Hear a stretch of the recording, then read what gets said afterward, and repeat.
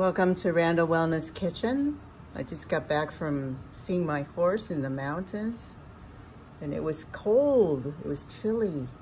So I thought, chili, yeah, I'm gonna make some chili, vegetarian chili.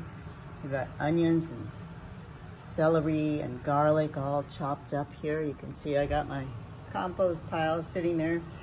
And I like to keep these kind of mixtures around so, you know, like I can use it for sauce or otherwise, but I have some tomato sauce that I made here with black pepper, little jalapeno. I keep these jars so they're not always what they seem to be.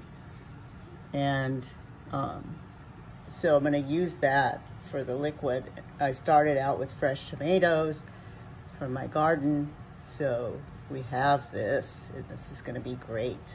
All right. The oil is olive oil with a little bit of avocado to raise the boiling point. We don't want to burn it. And we'll soften these, saute these, add in some of our tomato sauce, and then our plethora of beans and chili powder. Like I said, we already have the garlic in there. And so I like to add a little Italian spices as well. Let's see how this goes. This is another Randall Wellness secret.